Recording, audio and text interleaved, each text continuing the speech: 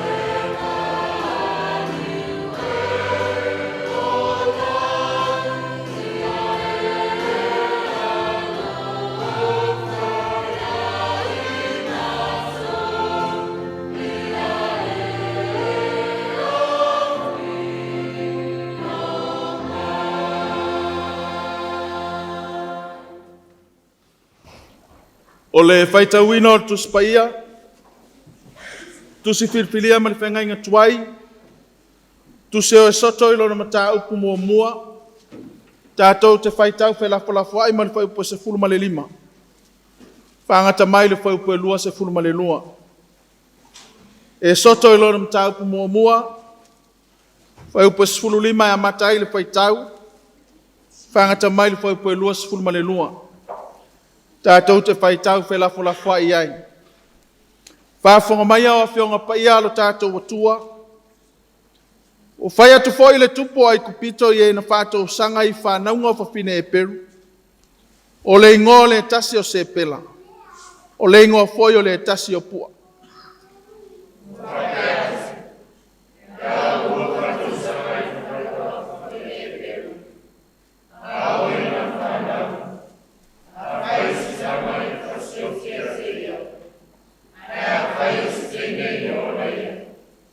Ua mata tau i le atua e na pātou sanga i whānaunga.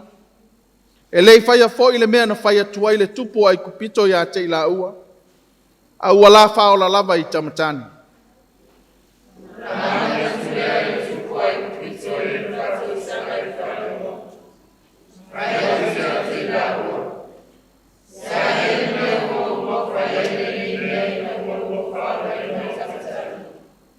Na whai mai lea e na whātou sanga i whānaunga i a wharao. A wae le e pei o whawhino ai kupito o whawhine e peru. A wae malolo si lava i lātou.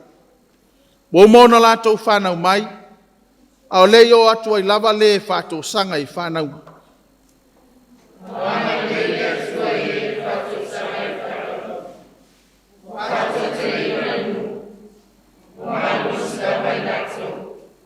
Ua mata tau i le atua e na whātou sanga i whānaunga. O le mea lea na ia whai ai a inga mo i la ua.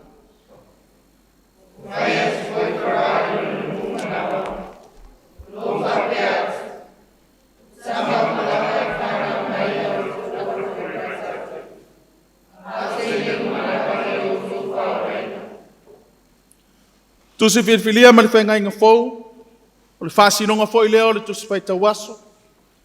Ma o mai le tala lelei na whamawina e mareko. A lona mata upu e tolu. Tātou te toi whaitau whelafolafu ai ma le whaipu mua mua. Whangata mai le whaipu e se fulu ma le lua. Mareko i lona mata upu e tolu. A mata le whaitau ma le whaipu mua mua. Whangata mai le whaipu e se fulu ma le lua. Tātou te toi whaitau whelafolafu ai ai. Wa toi ulu atu o ia i le sunako. Sa iai po i le tangata ua ngase lo na 5.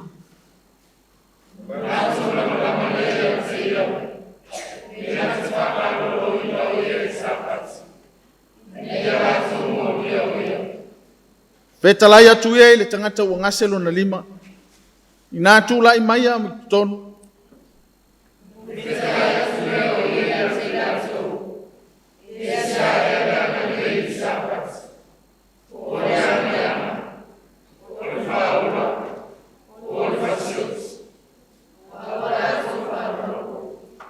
Wa ia sila sila solo ia te lātou ma le toa sā. Ina wati ngalo na fina ngalo.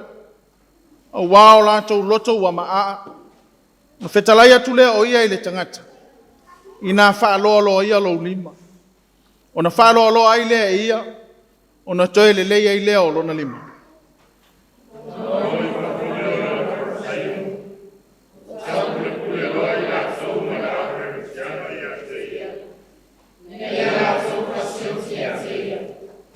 Ao Yesu, o maliu ato ia ma ona so e la talatane i le vai. Mo mulimuli atu fo ia te ia le moto o tangata e to tele mai Kalilaia, mai utaia.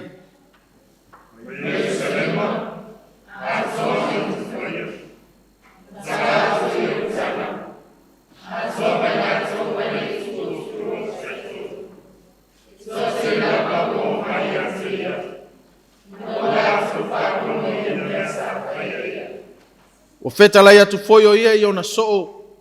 Ia whātali mai se wāla i titi ia te ia. A wāo le moto o tangata ina nei whetao mi mai i lātou ia te ia.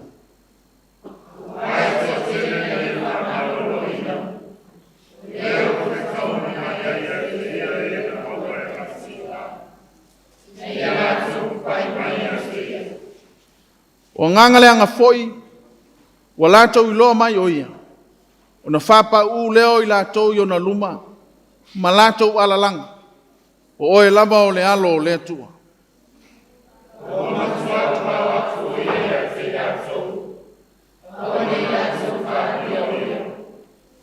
Ia whamanue mai le atua e ala i le tātou whaitau ma whalongolongo ia nā whiongo pa ia.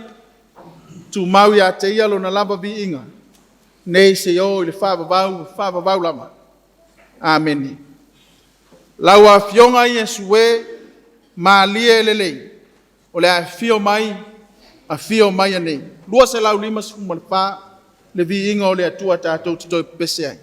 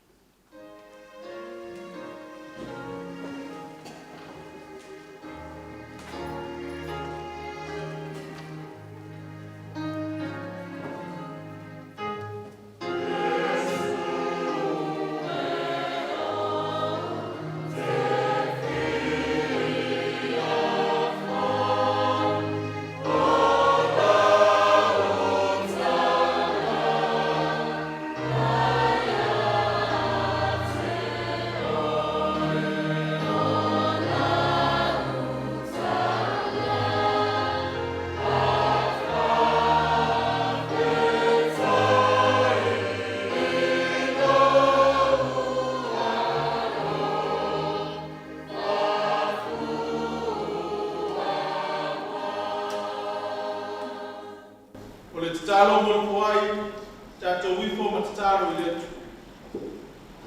olawa piola wale atua na mo faya le fo sim e ala ile son kuato tolo mato ni Yesu Kristo o poina mai mo famanga loino sala de lorang a kuanga le olo mato bola ke faita ulanga ila fio o mato wao ina ai nisi ne yo lo tamau ai ka soi lo mato bola e oi lava ina titi ma fata wale ke ai ta uyo so ne lo mai lo ke faita ulanga o tamata bola fi alma la ngwe o mato tutala mo bala au alofa talia mai papa ia ma famanuia fatasi mai mato ia fao raina i so se tapo la fi alma ngwe wa e fina ngalo ya ma ya o mai o nganga yo mato tangata ina yo mato lo ma mautino no PUEINA si o la o fio ma la tala lele mato tutalo ya la lava Yesu Kristo lo mato fao amen.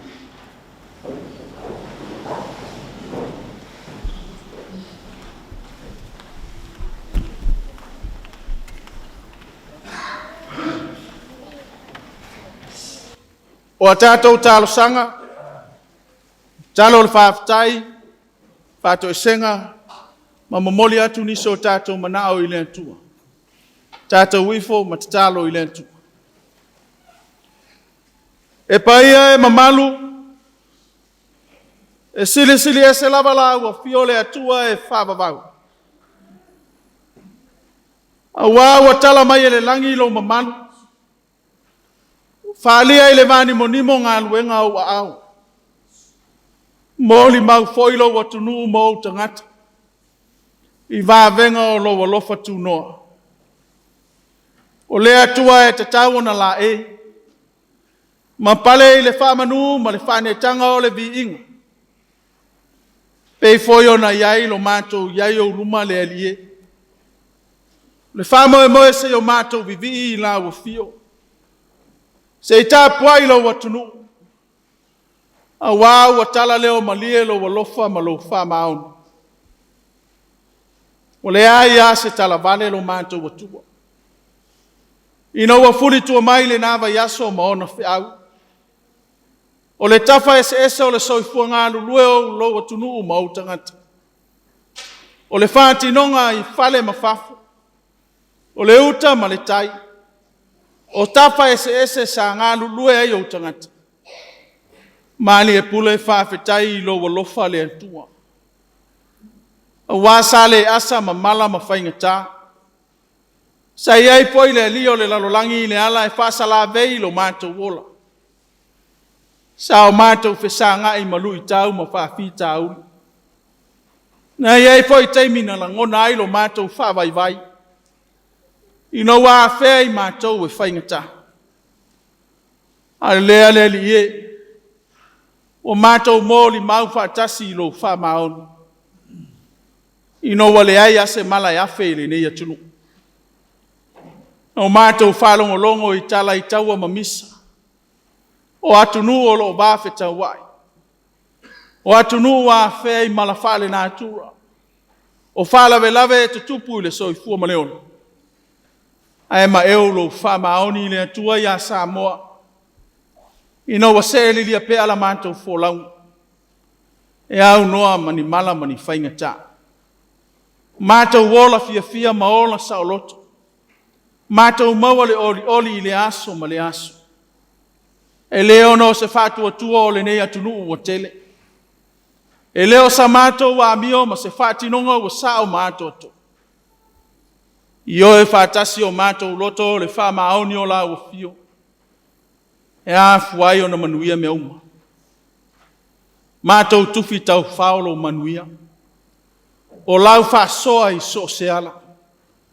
Wa whata mau ainga ina ai mātou i tafa ese o le ola. Le tino o le mafau whau o le anganga. Wa mātou le mativa i se mea e tasi. Wa e whata mau ainga ina le sami ma le vau. O le sio manga e tua i ai o tangata ma lo watunu.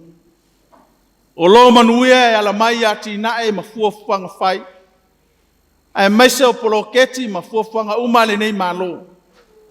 E fai mapuna vai o manuia o lau fio e sa mai vi ia lau fio. Ono o lo walofa malo wanga lelei. Manuia le nei atunu atoa. Mai lava yo na tai tai. Tai tai fale malo. Tai tai fale tala lelei. Manuia foilo watunu atoa. Yo lava i se wau pitoiti. Matou tali tonu foi le fatu atua. Ufape foilo wanga lelei tafa SS. O au mawaito to fasala lau le nei atunu. Ngā luenga ma o onga masa ilinga manuia. Matou tali tonu o lo yailo o lofa ma lo wanga lelei. Matou vi ia la wa fio. Ona ole anga lelei mai o nisi o atunu ma malo. Sa mailo lantou ta mau ainga ma le anga lelei mo le nei atunu ta watia. Matou tali tonu o le whaalinga lava leo lo wa lofa wha maoni. Ma lau tau singa ia Samoa. Matou vi ia la wa fio le atua. Pea o matou manatu ilo matou wola.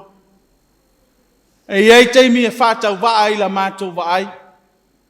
Lo fina ngalo mo i matou ino o matou manatu e whaamalie lo matou mana. Iei foi le teimi matou to ese ai mauluma. Ino wasa se la matou whaamua mua. Pe i taile atua wale aveia vai vaingo i matou. E whai mapāpu puni o lo walofa. E te tausia ma leo leo ina ai i matou. Whawhetai le manuia o na yo matou ta māmati nā mātutua. E le ngata i maota malawa. A ua whapea fōi maota o tausi ai. Na yo matou matua tausi. Iai fōi nisi o whata o tolia i maota malawa. Maota ngase ino wafe mai mai o le tino. Pe taile atua e le vau iai le loto vivi o le nei atunu. I le mauti nolo iai lo whamaoni ma lo wanga lelei. Lealiele ma whai ono mātou tau. O le a foi se la lano le ngangana. Mātou te tau ma whai ai e ma manu le whawhetai la ua fiole atu. E le lilo e le lano. A wao le alofa e tunoa e silsilesi. Moli mau iai mātou uma. O nao na mātou vivi ma whafoi lo vi inga le atua. Ang wau a te tau i la ua fiole atua ma malu. Whawhetai a ua fionga paia. O mātou whai tau ma whalongolongo. Mātou whātala le iai le tele o taimi. Ai le tāwa vai na ilo na o ngā malona tā ua ilo mātou wola. O le tusi e taitai a o ma whapoto i mātou. Me ai sile e whawhanga i na ilo mātou wola whale anganga. Whawhetai le ngalue ngā mana le anganga paia. O le tu mumusu ilo mātou vai vai. Whamalo sia ilo mātou whātua tua i teime e tau teva teva ai. Ino wāwhea i mātou i whainga le whili ma le ti ampolo. Sili le whawhetai loto o lo watunu. Pea o mātou manatu i lo walofa tunoa na tino e ala i ake riso. O lo walo e tō tasi. A o lo mātou whaola. Le taulanga nei e tapena i le ato toa ilo na soifua paia. Na afuai o na matala le langi ma maua le avanoa i mātou o tangata angasala. Pe a mātou talia o ia i le sala mō ma le whātua tua whamaona. O le tatalo whai pea Samoa ma o tangata. Tu mau i le atua lo mātou whawa e papa le manuia. O le file mu, o le vi inga, o le pula o le mamalu ma le whane tanga. Nei o i le whawa vau lama. Mātou tali tonu le alie. E le mawhai ono o mātou la lafi i luma o fufonga. Pe foio a mātou wo iai. O lo i la ua fio le upo le ola. Mātou la ngono i mātou o tangata angasala. Wa le tutusalo wa lofa mai. Ma le tali atua i mātou i la ufio. I lo lava lofa tunoa. A wāua mātou wanga salapea. Mātou whālangi i mātou o kerisiano o whātua tua. A walea tangia ilo mātou wola. Ina wāvanga o mātou loto I tu ina nauma mea whaafiafia. Ai maisa o le tau whaasa se mai o le ali o le lalolangi. Whai maala o lo mātou to I lalo popo. Ma ea foi ona e te tofi I mātou I tafa ese o le ola.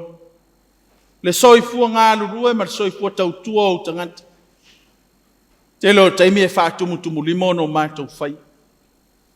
Te le foi o taimi o whaatino I mātou. E ngalo ailo vi inga I no mātou tau ma whai e sa ili aile vi inga o le tangata. Mātou tali tonu ai o mātou to ese o mātou to vale I luma o lo mamalu le alie. Whapale pale mai lo walofa. Whamangalo le fonga Samoa ma ona tangata. Le mauti no lo mātou wola ngasala.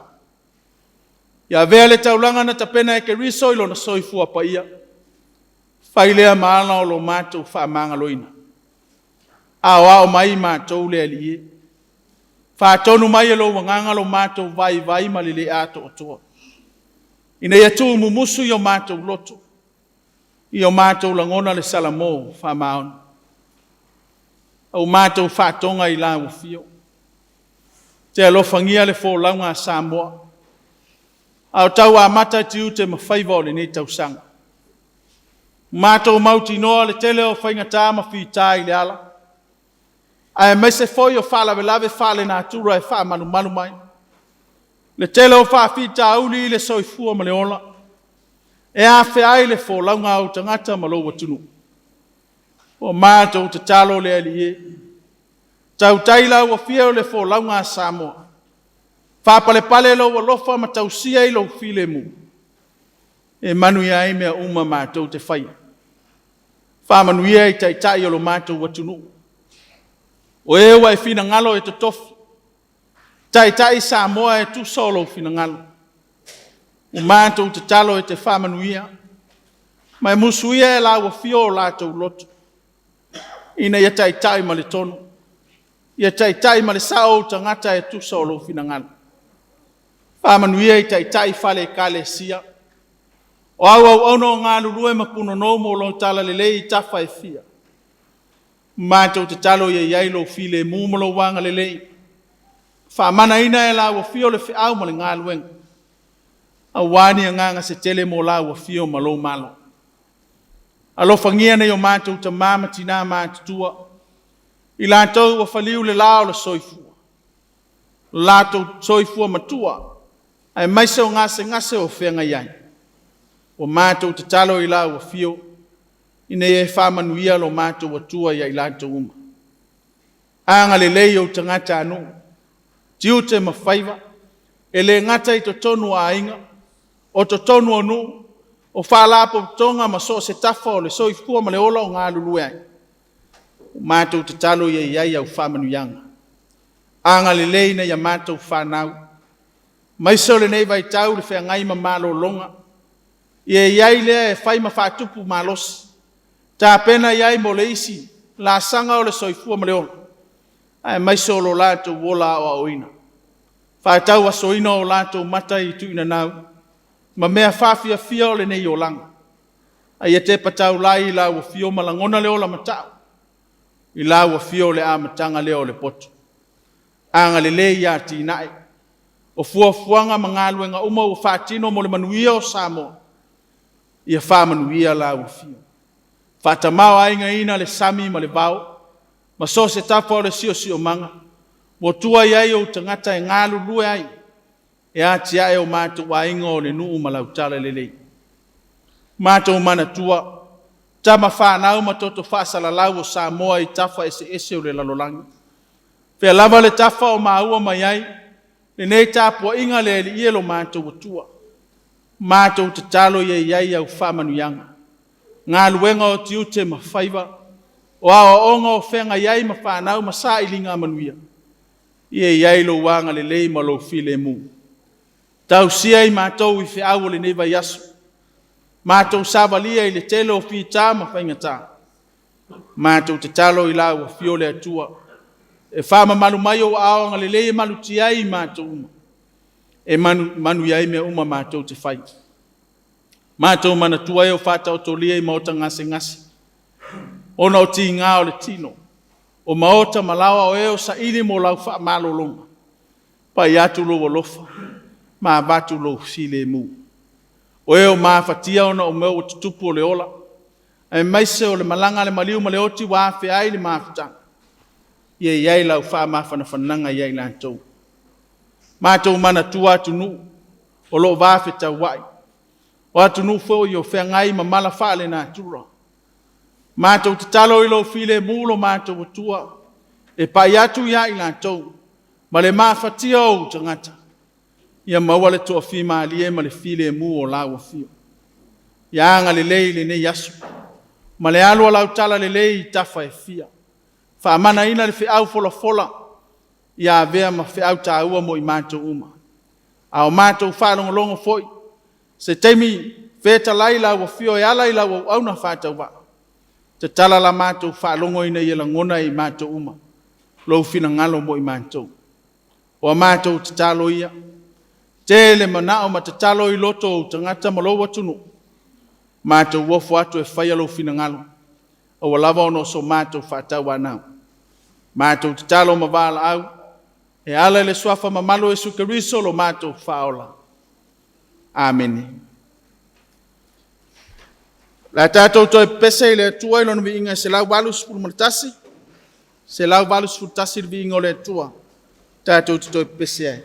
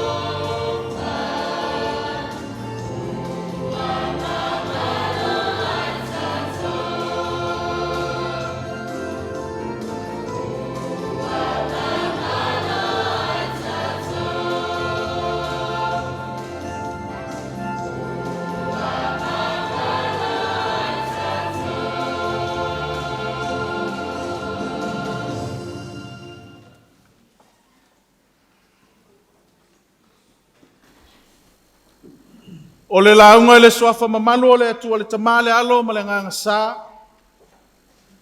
Amen. Tala le sukarison fa mawina mareko lo ntau pue tolu. Se vaenga le pau pue faolo yei upo te fia fa mafaina e fai ma au ma fa faunga fa le nganga. Mo le nei asa. Pesa ea le anga le lei le Sapati po le anga le anga. O le faola po le fasioti. Is it lawful to do good or to do harm on the Sabbath? To save life or to kill? O le manatu au tu o le nei aso e tu sa o le fasinonga tu si faita waso e whapea. Tu la fono po le ola. Law or life.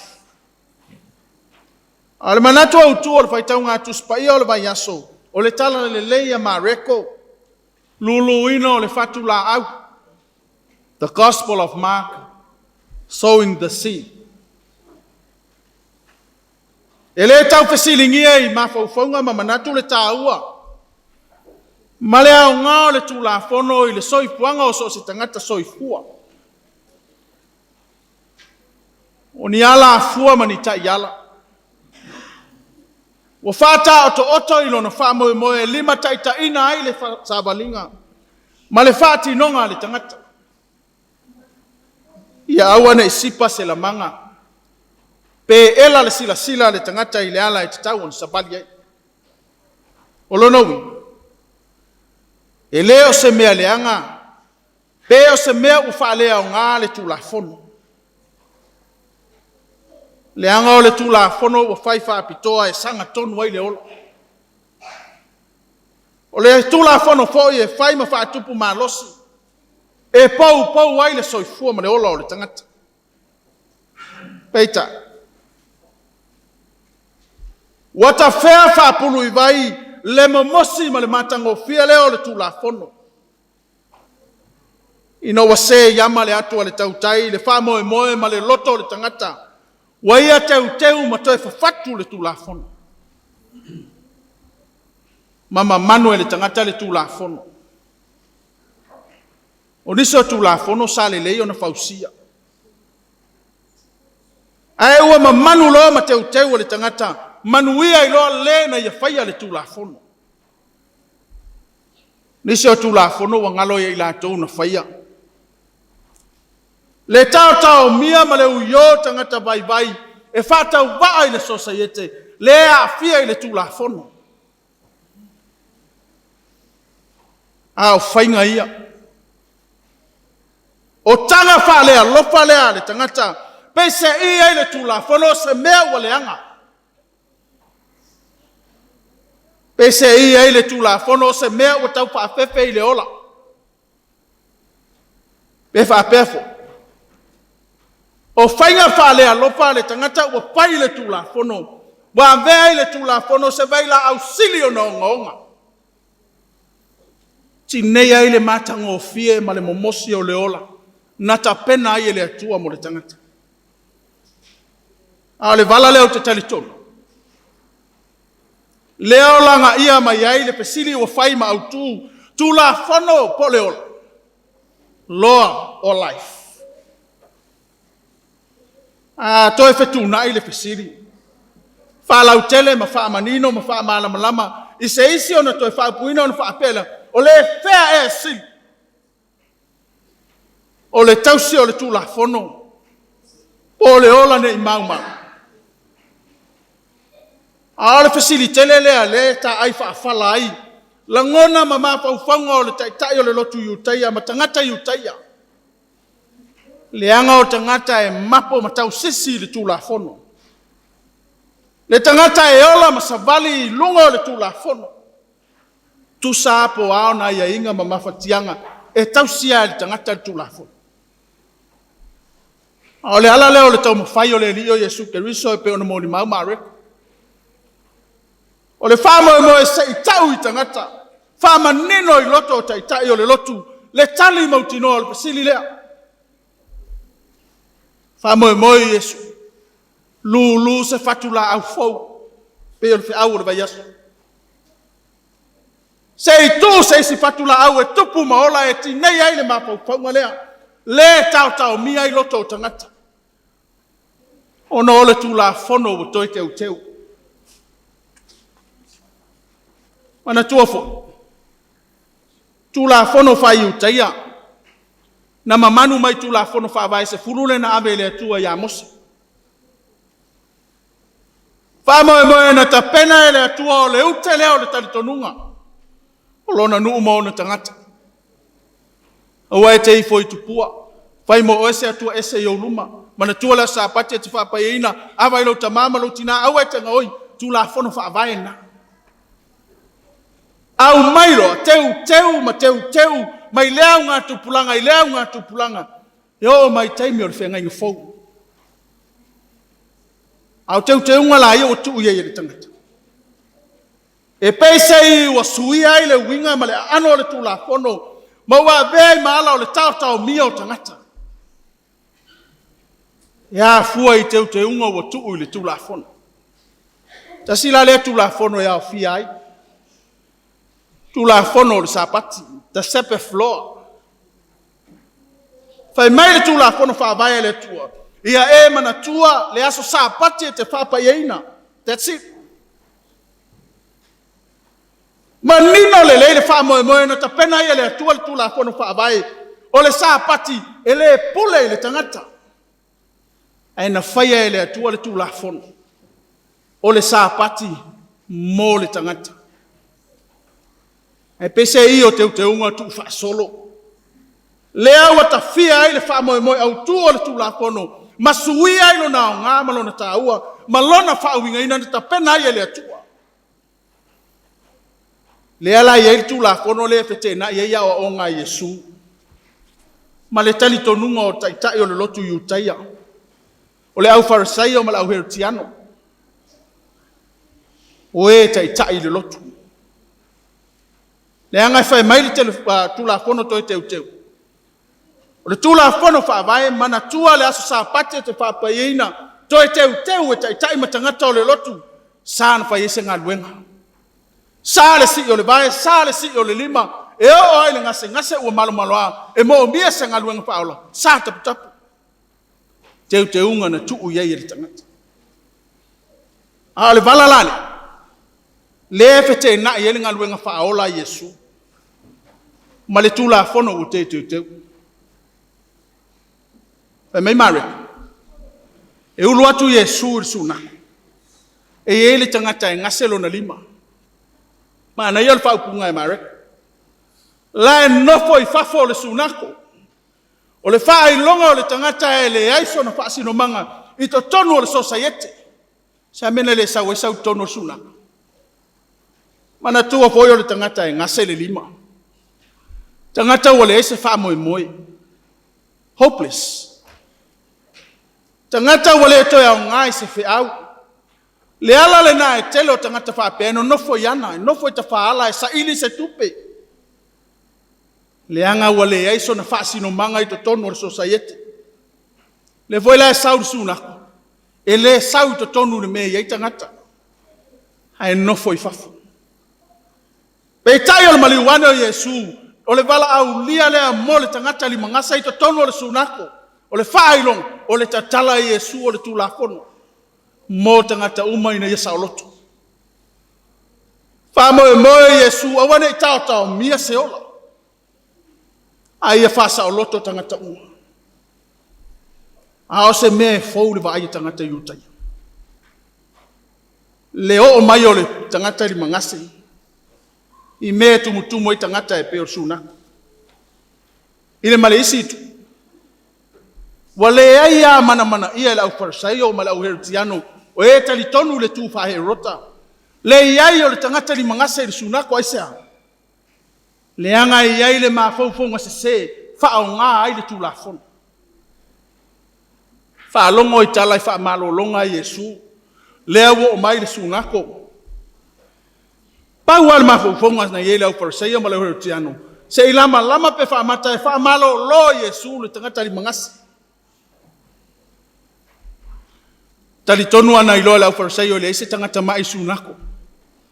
ai longa i se sia lui fo le teimina maliu to Yesu wa lava le upula malama e fa matala ai le vai vainga o le tangata e fa nga ai le tulafono so fa pa o lo iai manatu lau forsaio pese i pawale o mena leina orsuna wale o e fatino le tapo inga matu fa yu taye sapati au pawale o le ala na lolofia ni ai sei ma taule le anga masaini le masei sei vai pe soli Yesu tu la fono te ngalo i la to le tau le ola lo tau mia e fie fa sauina o lo noi o le oi fo la forsaio sei ma taule le anga o Yesu ma sei la malama pe soli le tu la fono pa wala o pesili o lato muau sei sa ili pesili ya Yesu tu la fono sapati po le ola le tangata i fasaoina the Sabbath law of saving a life al pesili le fina ngalo Yesu ya fa mala malama fina ngalo Yesu sei tau le tali mautu i loto tangata e fa mala malama ile la lolangi pongsa sei lu se fatu la alfo tidei ai le fatu le amas leo suia le taua le tula fono i se ala o tau mia i tangata tau la ngai le tula fono malona anu le fausia le ala tono ala le fetalaiga Yesu e pe o fai matua tala Yesu e sale anga le lei sapati pole anga le or faola por fasioti. Is it lawful to do good or to do harm on the Sabbath? To save life or to kill? Mandino yor fea. Male pinangalo Yesu ole fesi. Ole tausi ole tu la fono. Ole tu ole ola e fano. Olo mo miele sosani. Pinangalo Yesu e tau ita yo le lotu matangata na lolopi info e a fuono le anga le tula fono ina ua faa winga e le loto ua le anga e a fuo yo na le anga le tula fono ina ua fau i le loto e le anga e a fuo yo na le langona a afianga o le tula fono e a fuo yo na le iloa ma le langona le leo le tangata o yo mo mia le pisosoani tau mia le ola. Sea, ina ua fai fa alea lofa e le tangata le tula fono. Ale mea sile o na onga. Pese i ua tau le angaina i le ta ua le tula fono le ta iala mo le tangata. A fa ingo fia i so la ngona le fetalainga Yesu. Le lava u fetalai manino le au farsaio ma le au hertiano. Le fea siri a teuto.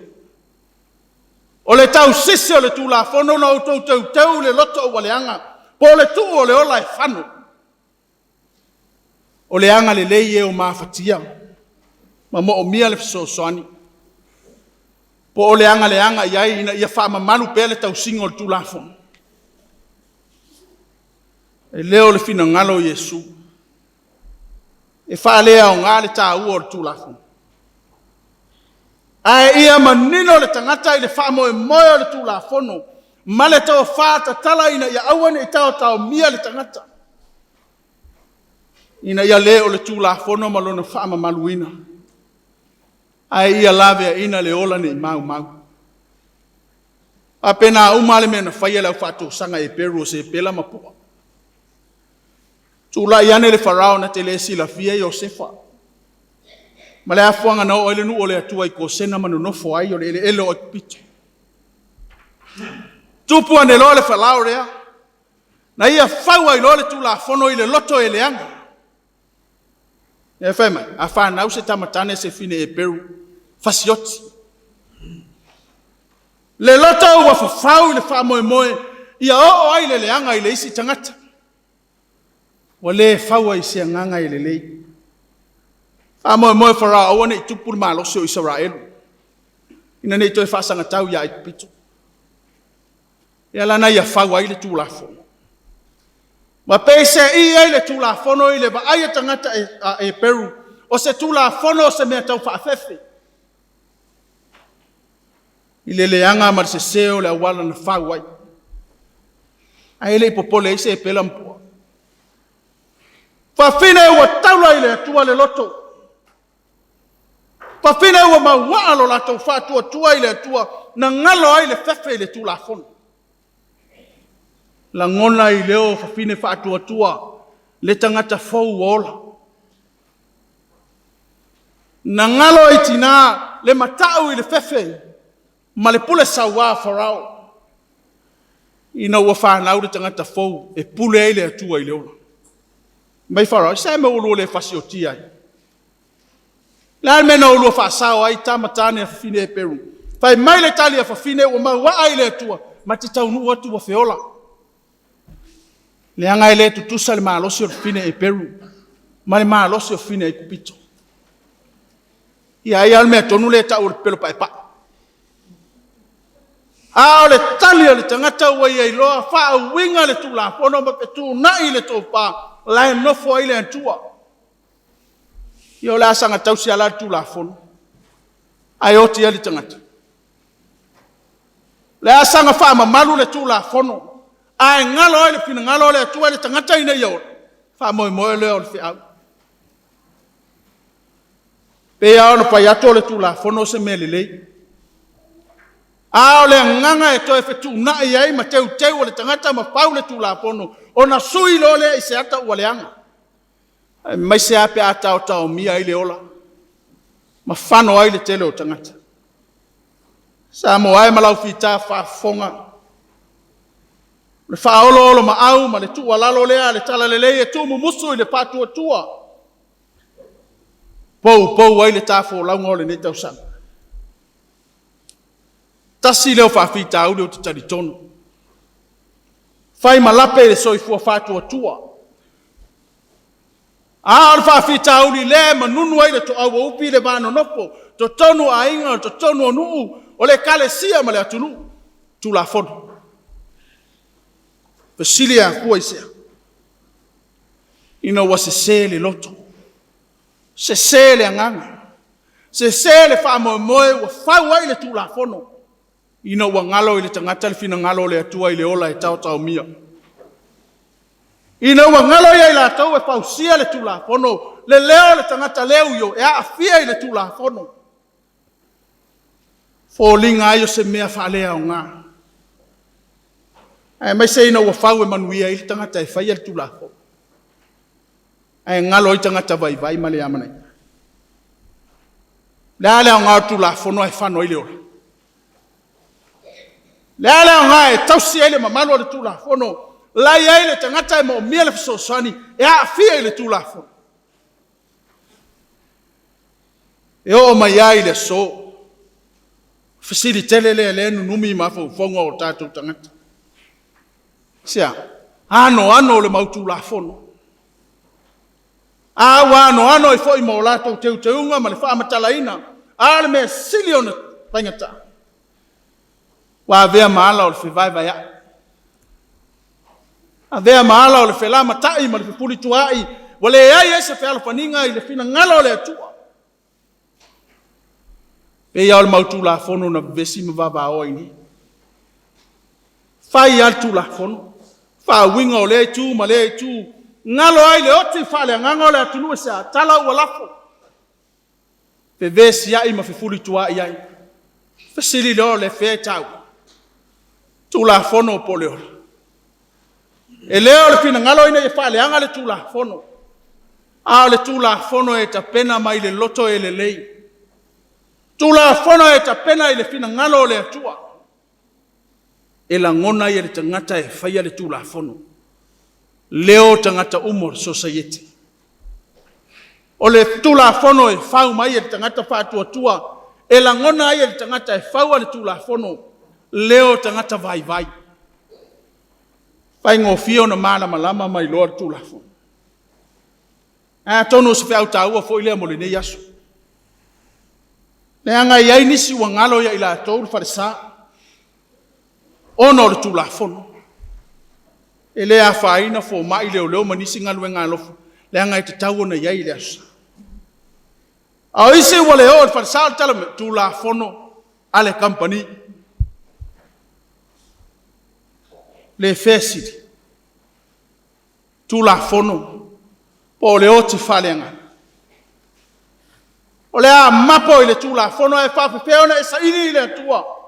E mawai le o. Whama natu lea le tala le lei.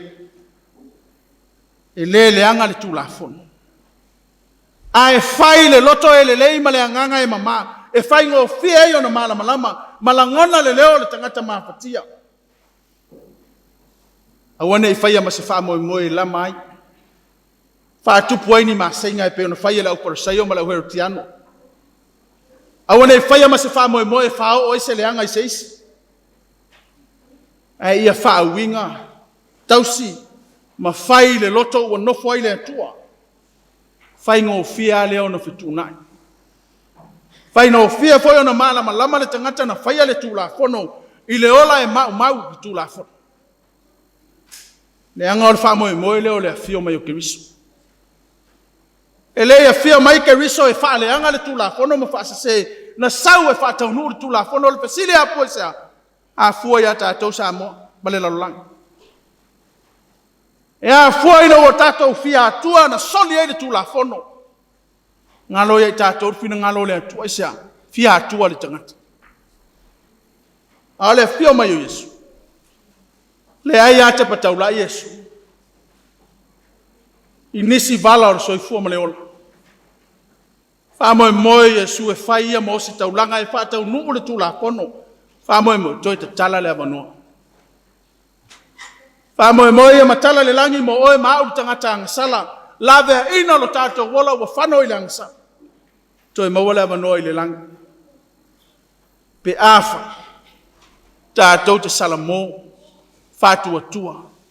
Ma whai alo na whinangana. Amen.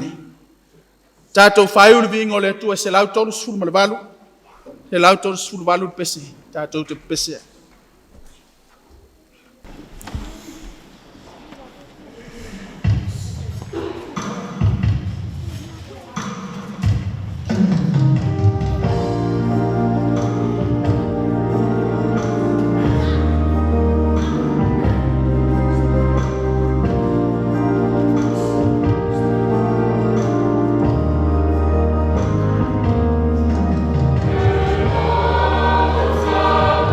Oh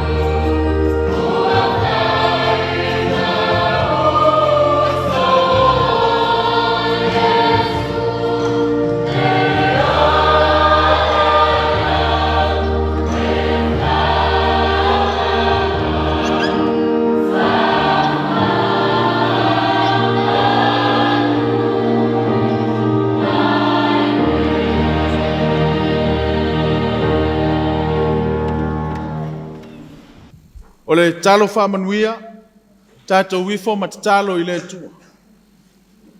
Tu mau mai ai lunga o i mātou manei, lunga o Samoa ma lau whanau i le lalolangi atoa. Lo lava manuia ma lau file mu moni le atua le tamā. Le alopa sili esa Yesu Kariso lo mātou whaola.